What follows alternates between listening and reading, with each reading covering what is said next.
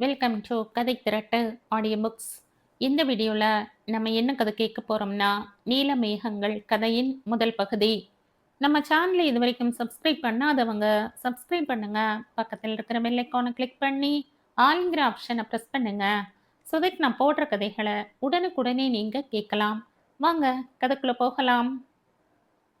ராஜாதிராஜ ராஜகம்பீர ராஜ மாத்தாண்ட தக்காணத்தை தன் வெண்கொற்ற குடையின் கீழ் ஆண்டு கொண்டிருக்கும் மகா கணம் பொருந்திய நவாப் மிர் ரஃபிக் அல் உமர் அலிகான் அவர்களே, தயவு கூர்ந்து கீழே நடக்க உள்ள மெஹந்தி விழாவுக்கு எழுந்தருளுங்கள் என்ற வாயிற்காப்பான் போல் உரத்த குரலில் அறிவித்துவிட்டு, இப்படி சொன்னா போதுமா, இல்ல வேறு ஏதாவது சேர்த்து சொன்னாதான் கீழே வருவீங்களா என்ற இளக்காரத்துடன் தனக்கு 8 அடி தூரத்தில் கால் மேல் கால் போட்டுக்கொண்டு ஒரு கர்வத்துடன் நிமிர்ந்து அமர்ந்திருந்தவனை பார்த்து கேட்டான் கார்த்திக் சச்சிதேவ்.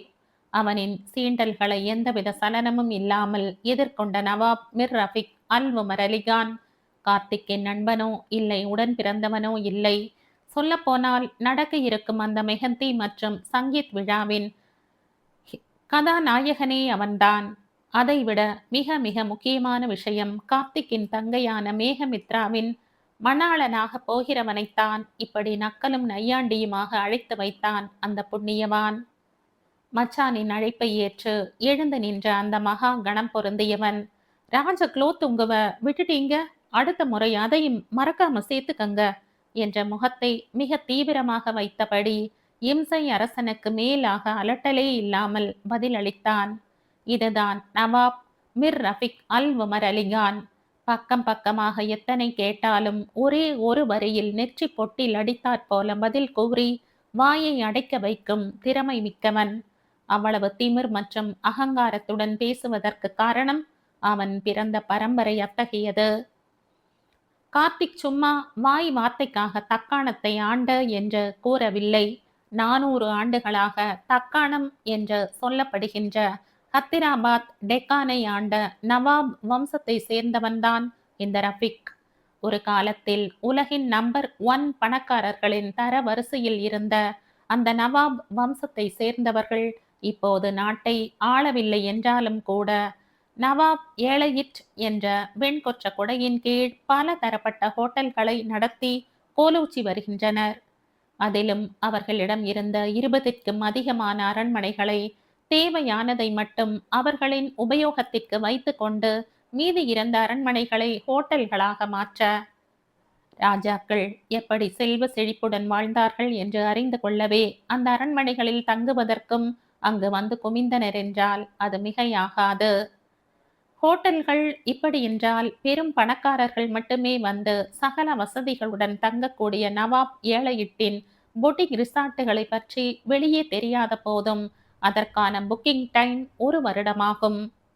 ஒரு காலத்தில் பரந்த நிலத்தில் தங்கள் இராஜாங்கத்தை நிலை நிறுத்தியவர்கள் இன்று தொழிலில் பறந்து விரிந்து தங்கள் இராஜாங்கத்தை நிலை நிறுத்துகின்றனர் என்று அவனை பத்திரிகைகள் வானளாவ புகழ்ந்து தள்ளினாலும், வெறும் பிசினஸ் பேஜில் மட்டும் அவன் வருவதில்லை, தினசரியில் கடைசி பக்கத்தில் வரும் ஸ்போர்ட்ஸ் பேஜிலும் வருவான்.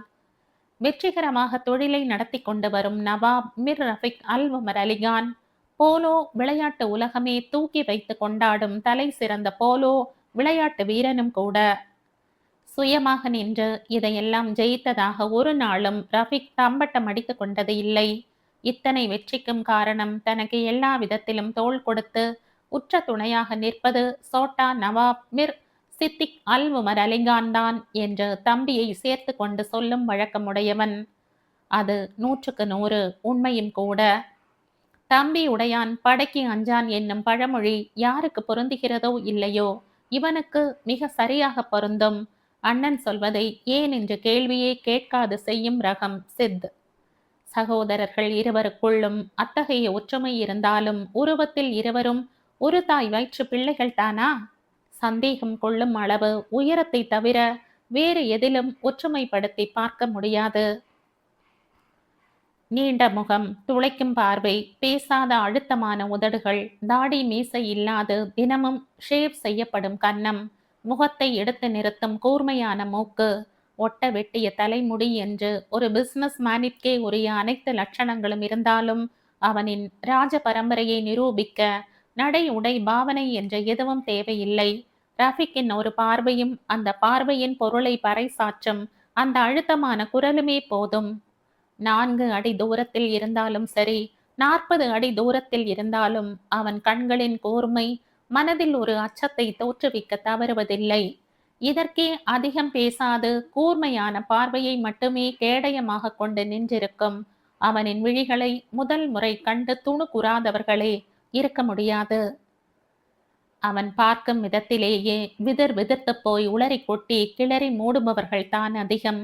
அதிலும் அந்த கண்களின் கூர்மைக்கு இணையாக ஒலிக்கும் அவனின் குரலை கேட்டு பயந்து தலை தெறிக்க ஓடுபவர்கள் இன்னும் அதிகம் என்றுதான் கூற வேண்டும். இரத்தத்திலேயே அந்த கர்வமும் திமிரும் ஓடும்போது இப்படி பதில் சொல்வதில் என்ன ஆச்சரியம் இருக்கக்கூடும்? கடந்த 2 வாரமாக ரஃபிக்குடன் பழகியதை வைத்து இப்படி ஏதாவது வாயை அடைக்கும் விதமாக ஒற்றை வரி பதிலை கார்த்திக் எதிர்பார்த்தான் தான் என்றாலும் இம்முறை அவனை வாய் அடக்க வைத்தது அவனின் பதில் அல்ல, அவன் அணிந்திருந்த உடை. மாந்தளி பச்சையில் தங்க சரிகையிட்ட வேட்டியில் மிக மிக கலை நயத்துடன் ஜரிகை வேலைப்பாடு செய்யப்பட்டிருக்க, வட இந்தியாவில் தோத்தி என்று சொல்லக்கூடிய நம்மூர் பஞ்சகஜம் கட்டிக்கொண்டு கால்களை சற்றே அகட்டி ராஜ கம்பீரமாக நின்றான். ரஃபிக்கின் உடையும் கர்வத்துடன் நின்ற விதத்தை பார்த்த கார்த்திக் மனதில் சற்று நேரத்திற்கு முன் நக்கலுக்காக வர்ணித்த எல்லா வார்த்தையும் நிஜமாகவே பொருந்தி போகிறதே என்று மனதில் தோன்றி மறைந்தது. கடந்த 2 வாரத்துக்கு முன்பு நிச்சயதார்த்த விழாவில் ஆரம்பித்த அவர்களின் திருமண சடங்கு 2 நாளைக்கு ஒரு தரம் சம்பிரதாயம் என்ற பெயரில் ஊரை அழைத்து விழா அரங்கேற்றிக் கொண்டே இருக்க, கோட் சூட்டில் ஆரம்பித்த எண்ணற்ற பாரம்பரிய உடையில் ரஃபிக் பவனி வந்ததை கண்டு இருக்கிறான் என்றாலும் அப்பையெல்லாம் தோத்தி அணிந்தாலும் மேலே குர்தாவை அணிந்து கொண்டு ராஜகலை சொட்டத்தான் வந்து நிற்பான். இன்றோ வெறும் பஞ்சகஜம் மட்டும் அணிந்து கொண்டு மேலே ஆடை அணியாது தோளில் அங்கவஸ்திரத்தை போட்டுக்கொண்டு தன் பரந்த வெற்ற மார்பில் கை அகல மரகத பதக்கத்தை கொண்ட பெரிய முத்துக்கள் கோர்த்த மாலை அணிந்து கையிலும் தோளில் ஏதோ காப்பு மாதிரி அணிந்து கொண்டு நின்றவனை காண பிரமித்து நின்றான் கார்த்திக். 8 பேக்குடன் தெரியும் கார்த்திக்கே அட என்று ஆச்சரியப்படும் அளவு உடலை கட்டுக்கோப்புடன் வைத்திருப்பதை பார்த்து அதிர்ச்சியாகத்தான் இருந்தது. அதற்காக அவனை கார்த்திக் மாதிரி 8 பேக்குடன் நின்றான் என்று சொல்ல முடியாது. ஆனால் போலோ விளையாட்டில் உலக அளவில் டாப் பிளேயர்களின் ஒருத்தன் என்று சொல்லக்கூடிய ரஃபிக் விளையாட்டு வீரனுக்கே உரிய முறையில் தன் 6 அடிக்கு மேலான உயரத்திற்கு ஏற்றவாறு கட்டுடன் இருந்தான். சும்மா இருக்கும் போதே வாலண்டரியா போய் வம்பு வளர்ப்பான். இப்ப இந்த மாதிரி சந்தர்ப்பம் கிடைக்கும் போது கேட்கவும் வேண்டுமா? உங்களை பார்த்தா மகாபாரத நாடகத்தில் அர்ஜுனன் வேடமிட்டவன் செற்றில் இருந்து தப்பி ஓடி வந்தது போல இருக்கு. ஒரே ஒரு சின்ன குறை, தலையில கிரீடம் இல்லை, அவ்வளவுதான் என்ற நக்கலாக கார்த்திக் சொல்லிக் கொண்டிருக்கும் போதே, டே இதை அணிவித்து மாப்பிள்ளையை அழைத்து வா என்றால் நீ பாட்டுக்கு கையை வீசிக்கொண்டு வந்து விட்டாயே என்று கூறியபடி அறக்க பறக்க அறைக்குள் நுழைந்தான் கார்த்திக்கின் 2வது அண்ணன் பத்ரி சச்சிதேவ். பத்ரி அந்த சச்சிதேவ் குடும்பத்தின் 2வது வாரிசு. அவர்களின் பரம்பரை தொழிலான டீ ஏற்றுமதியில் தந்தைக்கு தோள் கொடுத்து சகோதரர்கள் இருவரும் ஒரு துணையாக இருந்தனர். அவர்கள் குடும்ப வழக்கப்படி பத்ரி சச்சிதேவ் அலக் நந்தாவை காதல் கடிமணம் புரிந்தவன். பத்ரியின் கேள்வியை புறக்கணிக்க முடிந்த கார்த்திக்கால் அவன் கையில் இருந்த வஸ்துவை வெறித்து பார்த்தவன். என்னது இது என்றான் அரண்டு போய். மானசீகமாக, கடவுளே இது அதுவாக இருக்கக்கூடாது என்ற மன்றாடலுடன். ஆனால் அவன் திடீர் பிரார்த்தனையை புறக்கணித்த கடவுள் அவன் அஞ்சியதை உறுதி செய்யும் விதமாக கிரீடம் என்ற நக்கலாக மொழிந்த பத்ரி, இத பார்த்தா உனக்கு எப்படி தெரியுது என்று முணுமுணுத்து கொண்டே அமைதியாக மாப்பிள்ளையிடம் சென்றவன் தன் கையில் இருந்த அதே பச்சை நிறத்தில் கற்கள் பதித்து வேலைப்பாடு மிகுந்த தலைப்பாகையை அவன் தலையில் வைத்துவிட்டு மாப்பிள்ளையை பெருமிதத்துடன் பார்க்க கார்த்திக்கோ இந்த காட்சியை கண்டு அரண்டு போய் பார்த்தான். வாவ், ஆரியா டிசைன் செய்யும் வெட்டிங் கலெக்ஷனில் உங்களை இப்படியே ரேம்ப் வாக் செய்ய விடலாம் போல என்று திருஷ்டி கழித்து கன்னத்தில் மை போட்டு வைக்காத குறையாக அவனை புகழ்ந்து தள்ளியதை கார்த்திக்கால் வாய்விட்டு ஒப்புக்கொள்ள முடியாவிட்டாலும் மனதால் ஒப்புக்கொள்ள வேண்டியதாகத்தான் இருந்தது. ஆர்யாதான் அந்த சச்சிதேவ் குடும்பத்தின் மூத்த வாரிசு. அவர்களின் பரம்பரை தொழிலான ஏர்காட்டில் இருக்கும் டீ எஸ்டேட்டை பார்க்காது ஃபேஷன் டிசைனிங் தான் ஆர்வம் என்று மும்பைக்கு சென்றவன். இந்தியாவின் மிகப்பெரிய ஃபேஷன் டிசைனர்களின் ஒருவனாக திகழ்பவன். தன் அத்தை மகளும் ஃபேஷன் டிசைனருமான சௌந்தர்யாவை மணந்து கொண்டு மும்பையில் வசிக்க அவர்களுக்கு ஆண் ஒன்றும் பெண் ஒன்றுமாக 2 குழந்தைகள். சித் என்ற கேள்வியாக பத்ரியை பார்த்து கேட்டான் ரஃபிக். சித் என்று அழைக்கப்படும் மிர் சித்திக் அல் உமர் அலிகான் ரஃபிக் உடைய தம்பி மட்டுமல்ல, பத்ரியுடைய உயிர் நண்பன் என்றால் அதே சித்திக் கார்த்திக்கின் பிசினஸ் பார்ட்னரும் கூட. பத்ரியின் தோழனாக சித்திக் சச்சிதேவ் குடும்பத்துடன் சேர்த்து ஏற்காட்டில் ஹோட்டல் தொடங்க, அதன் தொடர்ச்சியாக கார்த்திக்குடன் சேர்ந்து இருவரும் சார்ட்டர்ட் ஃபிளைட்டில் ஈடுபட்டனர். இந்நேரத்திற்கு ஆர்யா சித்தை அழைத்து வந்திருப்பான். சங்கியும் அங்கியும் நான் வரும்பொழுதே தயாராகி லானிற்கு வந்து விட்டார்கள் என்று சொல்லியபடி அவசரமாக முன்னாடி சென்றான் பத்ரி. சங்கி மங்கி வேறு யாரும் இல்லை, அந்த சச்சிதேவ் குடும்பத்தின் கடைக்குட்டிகள். பார்க்க அச்சு அசல் ஒரே மாதிரி இருக்கும் இரட்டை சகோதரிகள்.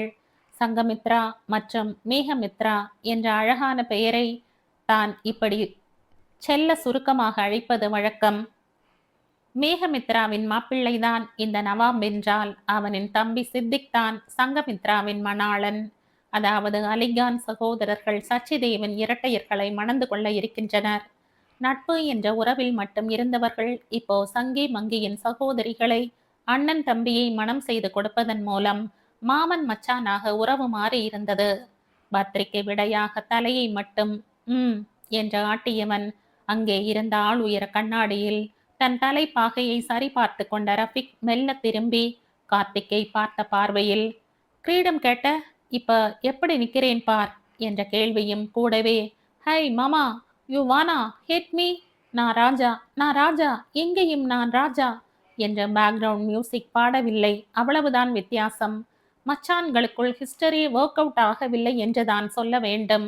பின்ன ஒரு பெண்ணிற்கும் ஆணிற்கும் ஒத்து போகவில்லை என்றால், கெமிஸ்ட்ரி ஒர்க் அவுட் ஆகவில்லை என்றால், மச்சான்கள் இப்படி கட்டிப்பிடித்து உருளாத குறையாக அடித்து கொள்ள இருவருக்கும் போர்வாங்க சரித்திரம் இருப்பதால் ஹிஸ்டரி ஒர்க் அவுட் என்றுதான் சொல்ல வேண்டியிருக்கிறது.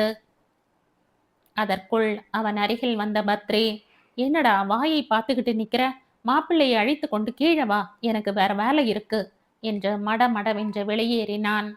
கடந்த 2 வாரமாக விழா என்ற பெயரில் மாப்பிள்ளை வீட்டாரின் வளமையை பட்டியல் இட்டு காட்டுவது போல் ஒவ்வொரு விழாவையும் ஹோட்டலாக மாற்றப்பட, அவர்களின் அரண்மனையிலேயே விமர்சையாக கொண்டாட பற்றி கொண்டு வந்தது கார்த்திக்கிற்கு. இதற்கே சச்சிதேவ் ஒன்றும் சாதாரண குடும்பத்தில் வந்து விடவில்லை என்ற போதிலும் 2 நாளுக்கு முன் நடந்த விழாவை அவனால் ஏற்றுக்கொள்ள முடியவில்லை என்றுதான் சொல்ல வேண்டும். மனதில் பொறுமையதை அப்படியே வாய் வார்த்தையாக காட்டி, இப்ப போகலாமா, இல்ல இங்கிருந்து கீழே போவதற்கு சங்கு முழங்கி வெண்புறவையில் அமர வைத்து ஊர்வலமாக அழைத்து போக வேண்டுமா என்றான் குதர்க்கமாக. அவன் அருகில் வந்த ரஃபிக், மாத்தி சொல்றீங்க என்றான் கன அக்கறையாக. என்னத்த மாத்தி சொல்ற என்று கேட்டபடி அவனுடன் நடந்தான் கார்த்திக். வெண்புறவையில் பவனி வருவது மனமான பிறகு என்ற அழுத்தமான பதிலால் கார்த்திக்கை கலங்கடித்தான் Rafiq. What, you are cheating என்றான். இம்முறை தன் அதிர்ச்சியை மறைக்க முடியாது வெடித்தவன், நீங்க பண்றது கல்யாணம் மாதிரியா இருக்கு, நிச்சயதார்த்தம் ஆரம்பிச்சு அனுமார் வால் மாதிரி கடந்த 2 வாரமா சம்பிரதாயம் என்ற பெயரில் அராஜகம் பண்ணிக்கிட்டு இருக்கீங்க. ஒவ்வொரு விழாவுக்கும் கும்பமேளா மாதிரி குறைஞ்சபட்சம் 2000 பேராவது வருகிறார்கள்.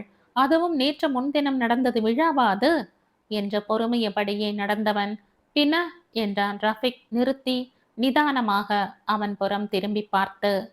நகை அணிவிக்கும் விழான்னு சொல்லி மாநாடு மாதிரி ஊரை கூட்ட, நான் கூட ஏதோ உங்க கஜானாவில் இருக்கும் நகையை எல்லாம் எடுத்து புடவையையே கட்டி கொண்டு நடக்க வராத மங்கிக்கு நகை கடை விளம்பரம் போல ஆக்க போறாங்கன்னு பார்த்தா, கடைசியில நீங்க என்ன கொடுத்தீங்க? தங்கத்தினாலான ஒரு கொண்ட ஊசி. இதை கொடுக்க ஒரு விழா, அதுக்கு 2000 பேருக்கு அழைப்பு வேற.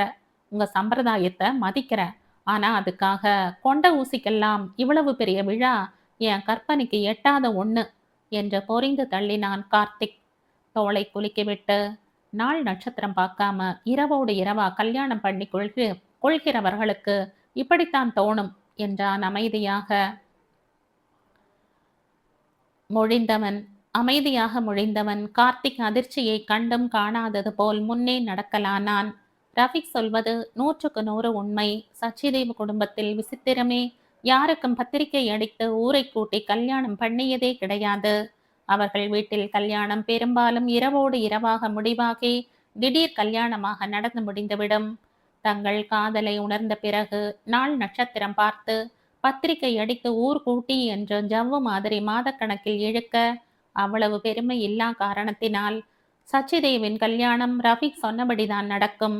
அதையும் தான் உடைத்து ஊரை கூட்டி பத்திரிகை அடித்து கல்யாணம் பண்ணியாச்ச. நான் மட்டும் உங்களை மாத்தி கடத்தாம இருந்திருந்தா எந்த பிரச்சனையும் இல்லாம இருந்திருக்கும் என்றான் கார்த்திக் முறைப்பாக. ரொம்ப நன்றி என்றான் மிக அமைதியாக. தன்னை கடத்தியதற்கு நன்றி சொல்கிறவனை அப்படியே பாய்ந்து சென்று மூக்கை உடைக்க கைகள் பரபரக்க சிரமப்பட்டு தன் கைகளை அடக்கியவனுக்கு அப்போதுதான் ரஃபிக் நன்றி கூறியது மண்டையில் உரைத்தது. எப்பவும் போல் அவனின் நக்கலான பதிலாக எடுத்துக்கொள்ள முடியவில்லை.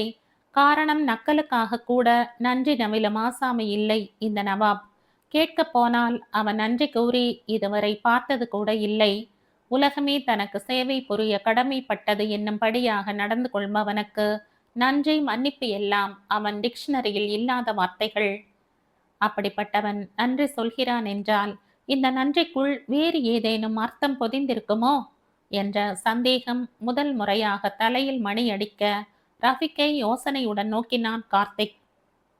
எலியும் பூனையுமாக அடித்துக் கொள்ளும் சங்கியும் சித்தும் ஒருவரை ஒருவர் காதலிக்கிறார்கள் என்ற உண்மை தன் பாட்டி 007 மூலம் அறிந்த போது அதிர்ச்சியில் மயக்கம் வந்த போதும் அதைவிட அதிர்ச்சி தரும் விஷயமாக ஏதோ ஒரு காரணத்திற்காக சங்கியின் காதலை சித் ஏற்க மறுக்கிறான் என்று தெரிய இதற்கு ரஃபிக் தான் முக்கியமான காரணம் என்பதை யூகித்தவர்கள் சித்தை கடத்தி கொண்டு வந்து மணமுடிக்க திட்டமிட்டு அந்த கடத்தலில் தம்பிக்கு பதில் அண்ணனை மாற்றி கடத்தி வந்துவிட்டார்கள். அதுவும் சச்சிதேவின் பாரம்பரிய வழக்கத்தை போல. அவனால் தான் சித் தன் காதலை துறந்தான் என்று யூகித்தவர்களின் எண்ணங்களை தவிடு பொடியாக்கும் விதமாக ரஃபிக்கே முன்னின்று ஏற்காட்டில் அவர்களின் காளி கோயிலில் ஊர் அறிய திருமணத்தை நடத்த ஏற்பாடு செய்ய, விடிந்தால் திருமணம் என்ற நிலையில் சச்சிதேவிற்கே அதிர்ச்சி கொடுக்கும் விதமாக மங்கி என்று அழைக்கப்படும் அழுத்தக்காரி மேகமித்ராவை முன் வந்து ரஃபிக்கை மணக்க கேட்கும்படி பாட்டியிடம் கூற, வீட்டில் இருந்த அனைவருக்கும் ஹார்ட் அட்டாக் வராத குறை. ஏனென்றால் ரஃபிக் ஏற்கனவே ஒரு பெண்ணுடன் நிச்சயம் செய்யப்பட்டிருந்தான். எப்பொழுதுமே திடீர் திருமணம் செய்து உலகையே அதிர்ச்சியில் ஆழ்த்தும் சச்சிதேவுக்கு இந்த இரவோடு இரவு திருமண ஏற்பாடு அதிர்ச்சி தருவதாக இருந்தது என்றால் அந்த அதிர்ச்சியில் இருந்து விடுபடும் முன் எப்படி நடந்தது என்றே தெரியாது. அடுத்த 6 மணி நேரத்தில் மேகமித்ராவின் கழுத்தில் ரஃபிக் தாலி கட்டி அவளை தன்னுடைய பேகமாக்கி இருந்தான். கூடவே இந்த கலைபரத்திற்கு இன்னமும் கிளாமர் சேர்க்கும் விதமாக கார்த்திக் நிரல்யாவின் திருமணமும் அதே மேடையில் அரங்கேறியது வேறு விஷயம். தொழில் முறையில் சித்திக்கிடம் நெருங்கி இருந்தாலும் வாழ்க்கையில் 2 முறை பார்த்த நவாப் ரஃபிக் சச்சிதேவ் குடும்பத்தின் மாப்பிள்ளையாக வருவான், அதுவும் மேகமித்ராவை கட்டிக்கொள்வான் என்ற கனவிலும் எதிர்பார்த்திராத கார்த்திக்கிற்கு இவனை மாப்பிள்ளையாக ஏற்கத்தான் முடியவில்லை.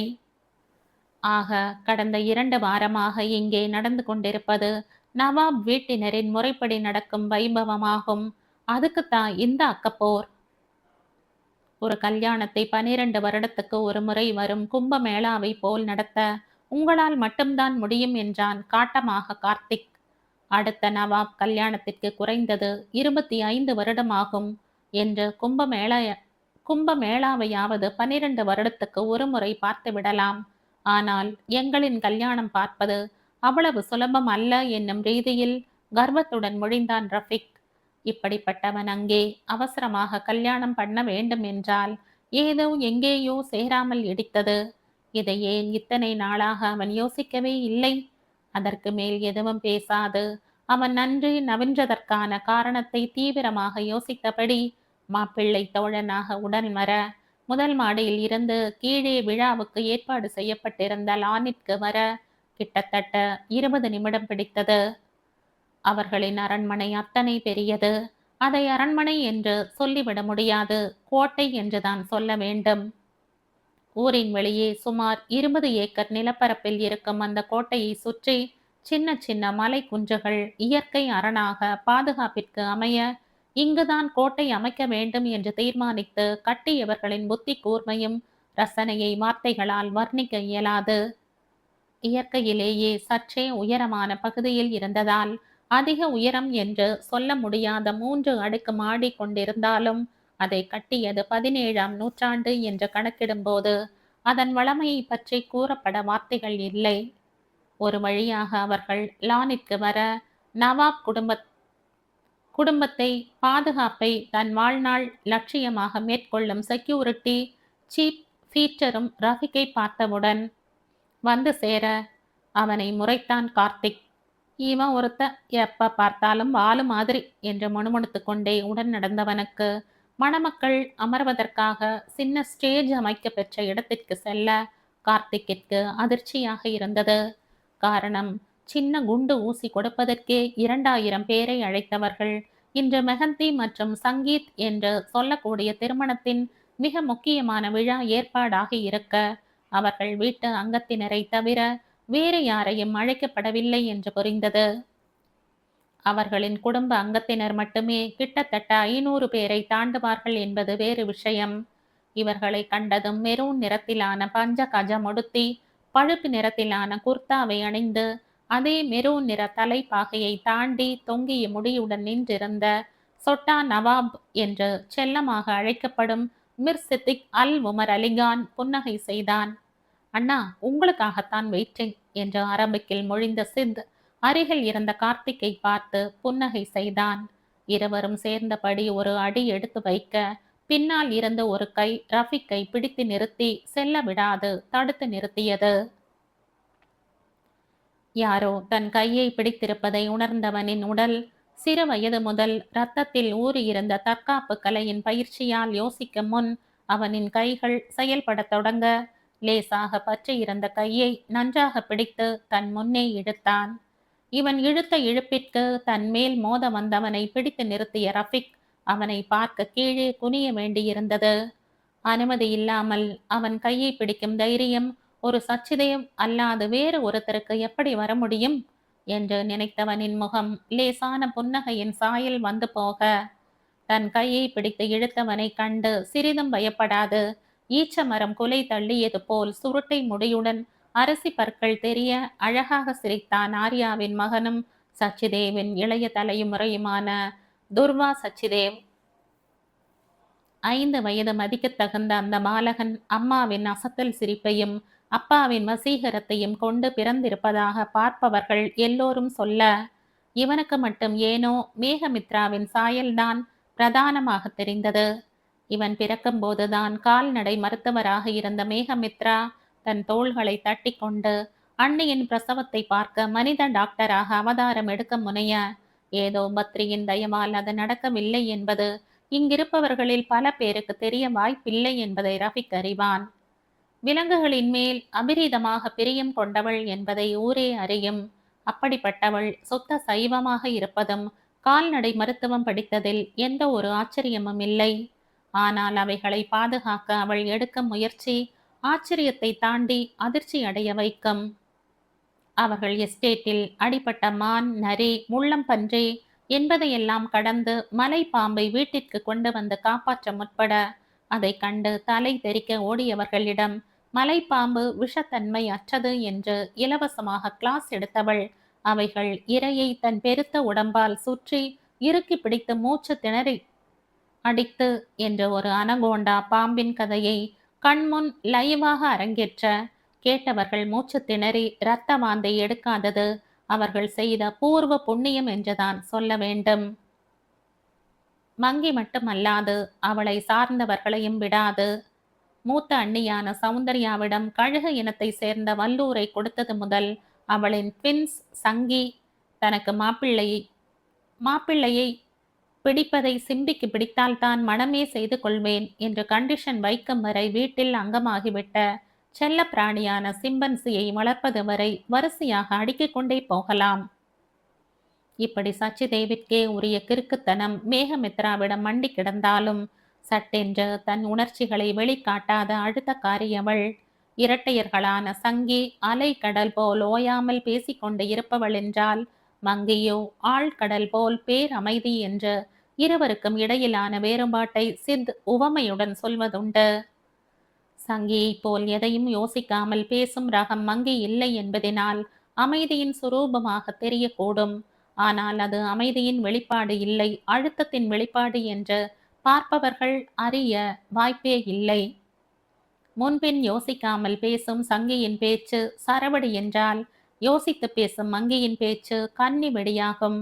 கேட்பவர்களை ஒரு நிமிஷம் நிலை குலைய வைக்கும் அழுத்தமும் ஆழமும் கொண்ட வல்லமை படைத்தது. தன்னுள்ளே இருக்கும் உணர்வுகளை பதுக்குவதில் கூட அவள் ஆழ்கடல் மாதிரிதான். சுனாமி வந்தாலும் வெளியே தெரியாது, தன்னுள் புதைத்து கொண்டு எதுவுமே நடக்காதது போல் வெளித்தோற்றத்தில் அமைதியாக காட்சி தருபவள் என்பதை நேரடியாக அவன் கண்டிருக்கிறான். விலங்குகளை காப்பதற்காக எந்த எல்லை வரைக்கும் போவாள் என்பதை எப்படி நேரடியாக பார்த்திருக்கிறானோ அதே போல் அவளின் அழுத்தம் எந்த எல்லை வரை போகும் என்பதையும் கண்கூடாக பார்த்திருக்கிறான். உணர்விழந்து சரியும் அளவு வலியை தாங்கிக் கொண்டது மட்டுமல்ல, அதை வெளியில் காட்டாது அமைதியாக இருக்க முடியும் என்று யார் சொல்லி இருந்தாலும் நம்பி இருக்க மாட்டான். அவளே மயங்கி தன் மார்பில் சரியும் வரை. இப்படிப்பட்டவளை ஆழ்கடல் போன்று என்று சொல்லாது வேறு எப்படி சொல்ல முடியும்? அன்று மயங்கி விழும் அளவு வலியை தந்தது அவன்தான். இன்று அதே போல் வலியை தந்து கொண்டிருப்பதும் அவனேதான். ஒரே ஒரு வித்தியாசம், அன்று அவன் அதை தெரியாமல் தந்தான், இன்று தெரிந்தே தந்து கொண்டிருக்கிறான் என்று திக்கெட்டும் சிதறி ஓடிய தன் எண்ண அலைகளை கடிவாளம் ஈட்டும்படியாக கைப்பிடியில் இருந்த பாலகனின் பேச்சு காதில் விழுந்தது. சித்தப்பா என்று என்னமோ மாதக்கணக்காக பார்க்காத மாதிரி அலறியபடி ரஃபிக்கின் பக்கவாட்டில் நின்றிருந்த கார்த்திக்கை பார்த்து கையை நீட்டிக்கொண்டு தாவ, தன் அண்ணன் மகனை ஆசையாக தூக்கி கொண்ட கார்த்திக் ரஃபிக்கை முறைத்தான். சிறுவன் கையை பிடித்ததற்கு இப்படி ரியாக்ட் ஆக வேண்டுமா என்று வெடித்தவனுக்கு ஏதோ காட்சி பிழை போல் உறுத்தியது. என்னது என்று மண்டை பிராண்டியபடி யோசித்தும் ஒன்றும் பிடிபடாது ஏக்க மூச்சு விட்ட கார்த்திக், என்னடா என்றான் கையில் இருந்த தன் அண்ணன் மகனிடம். தன் சித்தப்பாவின் கழுத்தில் கையை மாலையாக கோர்த்து கொண்ட அந்த சுருட்டை முடி பாலகன் தலையை சரித்து, மாமா நீங்க தான் எங்க மங்கி அத்தைய கட்டிக்க போறீங்களா என்றான் மழலை குரலில் கண்களை உருட்டியபடியே. ரஃபிக்கிடம் கேட்டான் அவன். தொடுக்குத்தனம் சுட்டித்தனம் என்று சச்சிதேவின் எல்லா குணாதிசயங்களுடன் ஒரு இடத்தில் கூட நிற்காமல் துரு துரு என்று தெரியும் அவனை பார்த்தவுடன் தூக்கி கொஞ்சாத ஆட்கள் ரஃபிக் மாதிரி மிக சொற்பமே. அந்த பாலகன் கேட்ட கேள்விக்கு அமைதியாக என்ற தலையை ஆட்டினான் ரஃபிக். அப்ப என்று ஆரம்பித்தவன் தன் மழலை மொழியில் ஏதோ வேகமாக சொல்லிக்கொண்டே போக பொருள் உணர்ந்த கார்த்திக்கோ பெருமிதம் பொங்க சிரித்தபடி கல்யாண மாப்பிள்ளைகள் இருவரையும் பார்த்தான். துர்வாவின் மடலையை விளங்காது ஒருவரை ஒருவர் பார்த்து கொள்ள, பேசுறதுல அப்படியே உன் சங்கி அத்தையே உரிச்சு கொண்டு பிறந்திருக்கடா என்றபடி வாஞ்சையாக குழந்தையின் தலையை லேசாக தொட்டு கோதிய சித், என்னடா சொல்றா என்ற கார்த்திக்கிடம் விளக்கம் கேட்டான். உனக்கே தெரியும், சிம்பிக்கு அடுத்தபடியா இரட்டையர்களை என்ற கார்த்திக் ஆரம்பிக்கும் போதே, போச்சுடா குழந்தையை கூட விடமாட்டீங்களாடா என்ற எரிச்சலாக மொழிந்தான் சித். எதை சொல்கிறான் என்று உணர்ந்த ரஃபிக் மனதில் சிரிப்பு பொங்கிய போதும் முகத்தில் எந்த ரியாக்ஷனும் இல்லாமல் நின்றான். அண்ணாவிற்கு தெரியும், உங்க வீட்டு வளர்ப்பு பிராணி சிம்பிக்கு அடுத்தபடியா நான் தான் இரட்டையர்களில் ஒருத்தரை மட்டுமே பார்த்து மற்றவர்களை அடையாளம் கண்டு கொண்டேன் என்று சற்றே எரிச்சலாக முடித்தான். பின்ன அந்த செல்ல பிராணியான சிம்பி நாயோ பூனையோ அல்ல, சிம்பன்சி இனத்தை சேர்ந்த மனித குரங்கு. ஏற்காட்டில் அவர்கள் எஸ்டேட் சுற்றி பார்க்கும்போது மரத்தில் இருந்து தாவி அடிபட்டு உயிருக்கு போராடி கொண்டிருந்த குட்டி சிம்பன்சியை மேகமித்ரா வீட்டுக்கு எடுத்து வர பின் அதுவே அவர்களின் செல்ல பிராணியாக மாறிவிட்டது. தன்னை பற்றி பேசிக் கொண்டிருந்த இந்த நேரத்தில் அந்த சிம்பியாகப்பட்டது மேகமித்ராவின் அறையில் இருந்த ஜன்னலில் தன் முகத்தை பதித்தபடி குபானி கா மீட்டா எனப்படும் ஹத்ராபாத் ஸ்பெஷல் இனிப்பை கிண்ணம் கிண்ணமாக கபளீகரம் செய்தபடி ஏக்கத்துடன் விதவிதமாக விளக்குகளால் அலங்கரிக்கப்பட்டு மின்னித் தெரிந்த வான வேடிக்கையை பார்த்து கொண்டிருந்தது. ஜனத்திரள் மிகுந்த கல்யாண வீட்டில் மினி கிங்காங் மாதிரி மிரட்டலாக காட்சி தரும் சிம்பியை கண்டு பின்னங்கால் பிடரியில் அடிக்க ஓடப்போகிறார்கள் என தோன்றி அதை ரூமில் அடைத்தால் அவர்கள் சாதாரண மனிதர்கள். எங்கே மனிதர்களால் சிம்பிக்கு ஆபத்து வருமோ என்ற பயத்தின் காரணமாக அதை அறையில் பூட்டி வைத்தால் அவர்கள் சச்சிதேவ் குடும்பத்தினர். ஆக அந்த மகானுபாவர் சிம்பியிற்கு அடுத்தபடியாக சித்திக்தான் சகோதரிகளில் ஒருத்தியை மட்டுமே பார்த்து மிக சரியாக மற்றவரை அடையாளம் கண்டுபிடித்தான் என்கிற கதையைத்தான் அந்த பாலகன் சொல்லி இருக்கிறான். சித் மாமா கண்டுபிடிச்ச மாதிரியே இப்ப ரஃபிக் மாமாவும் யார் மேகமித்ரான்னு கண்டுபிடிக்க வேண்டுமாம் என்று சவால் விடுக்கும் தோரணையில் கேட்டான் கார்த்திக். தன் அண்ணனின் மேல் அபரிமிதமாக மரியாதை வைத்திருக்கும் சித்திக் இதென்ன பெரிய விஷயம் என்று ஆரம்பித்தவனின் கண்கள் அப்போதுதான் பார்வை வளையத்திற்குள் அங்கே ஏற்பாடு செய்யப்பட்டிருந்த அலங்கார மேடையில் நின்றிருந்த சகோதரிகளின் மீது பார்வையை செலுத்தியவன் திடுக்கிட்டு நிமிர்ந்தான். ஏனென்றால் அவர்கள் தலையை முக்காடிட்டு மூடியிருந்தனர். இந்த கதையின் தொடர்ச்சியை அடுத்த பதிவில் கேட்கலாம். நன்றி.